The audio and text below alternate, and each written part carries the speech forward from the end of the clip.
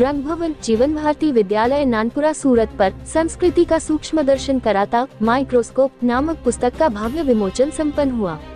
इस पुस्तक के लेखक डॉक्टर भावेश काचा हैं, जो स्वयं MD एनेस्थेटिस्ट हैं और सूरत में प्राइवेट प्रैक्टिस करते हैं।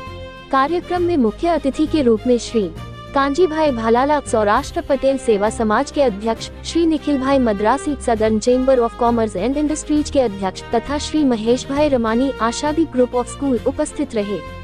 इस अवसर पर सूरत के 500 से अधिक प्रबुद्ध नागरिकों ने भाग लिया, जिनमें ख्यातनाम डॉक्टर, शिक्षक एवं अन्य बुद्धिजीवी शामिल थे। कार्यक्रम का संचालन संदीपा ठेसिया एवं आशीष भलानी द्वारा किया गया। कार्यक्रम में मुख्य अतिथि कांजी भाई, निखिल भाई, लेखक डॉक्टर भावेश काचा तथा डॉक्टर मोना श्रॉफ ने प्रभावशाली वक्तव्य प्रस्तुत किए। कांजी भाई भालाला ने कहा कि माइक्रोस्कोप पुस्तक में हमारी संस्कृति के गूढ़ विचारों को इतनी सरलता से प्रस्तुत किया गया है कि आश्चर्य होता है कि जटिल बातों को बच्चों के लिए भी सहज बनाया जा सकता है। डॉक्टर भावेश काचा ने गहन चिंतन योग्य विषयों को कहानी के रूप में सरल ढंग से प्रस्तुत किया है।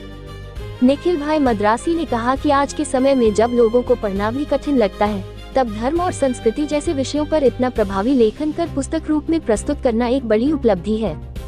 डॉक्टर मोना श्रॉफ ने अपने वक्तव्य में कहा कि यह केवल एक पुस्तक नहीं, बल्कि जीवन का मार्गदर्शक है। इसमें ऐसे विचार हैं जो जीवन बदल सकते हैं। यदि जीवन में केवल एक ही पुस्तक पढ़नी हो तो यही पढ़नी चाहिए।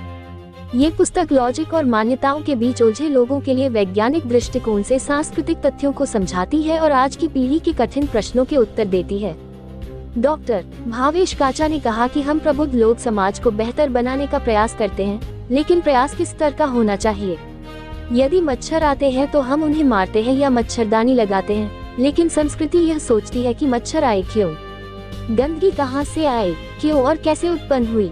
संस्कृति इस स्तर पर विचार कर सिद्धांत देती है, इसलिए संस्कृति को समझने के लिए व्यापक दृष्टिकोण आवश्यक है। उन्होंने आगे कहा कि भारतीय संस्कृति आकर्षक नहीं बल्कि फैसिनेटिंग है, यानी जैसे जैसे हम उसमें गहराई से उतरते हैं, उसका आकर्षण बढ़ता जाता है। उन्होंने उदाहरण देते हुए कहा कि जैसे शरीर में शुगर अधिक हो जाए तो डायबिटीज हो जाती है, वैसे ही यदि धन केवल व्यक्तिगत उपभोग में दिखे तो वह सांस्कृतिक डायबिटीज है। धन का संतुलित उपयोग समाज हित में होना चाहिए, अन्यथा असामाजिक समस्याएं बढ़ती हैं। इसी प्रकार जब शरीर के कुछ कोष अपने स्वार्थ में बढ़ते हैं तो वह कैंसर कहलाता है। वैसे ही जब प्रबुद्ध लोग माई लाइफ माई रूल के अनुसार समाज की अनदेखी करते हैं तो वह सांस्कृतिक कैंसर है। उन्होंने अपने पेशे का उल्लेख करते हुए कहा कि एक एनेस्थेटिस्ट के रूप में उनका काम मरीज का दर्द कम करना है। उसी तरह भारत माता और संस्कृति माता को भी कई घाव लगे हैं। इस पीड़ा को कम करने के उद्देश्य से उन्होंने माइक्रोस्कोप पुस्तक को एक दवा के रूप में तैयार किया है, जिसे समाज तक पहुंचाना जरूरी है। इस पुस्तक में ऐसा लेखन किया गया है जिससे हर प्रबुद्ध नागरिक और युवा अपनी संस्कृति को तार्किक रूप से समझ सके और दूसरों के प्रश्नों का उत्तर दे सके। कार्यक्रम के दौरान एक QR कोड के माध्यम से सनातन चैलेंज नामक MCQ टेस्ट भी आयोजित किया गया, जिसमें 25 प्रश्न थे। इसमें प्रतिभागियों को उनकी स्कोर के अनुसार सनातन साधक, रक्षक या योद्धा की उपाधि दी गई। अंत में प्रतिभागी अपना नाम और फोटो के साथ सोशल मीडिया पर पोस्ट करने योग्य पोस्टर भी प्राप्त कर सकते थे। ये गतिविधि लोगों को बेहद पसंद आई। विमोचन के दौरान ही लगभग 925 पुस्तकों की बिक्री हुई। ये पुस्तक गुजराती, हिंदी और अंग्रेजी तीनों भाषाओं में प्रकाशित की गई है। रिपोर्ट जयुभाई टांग, पत्रकार, सूरत, गुजरात।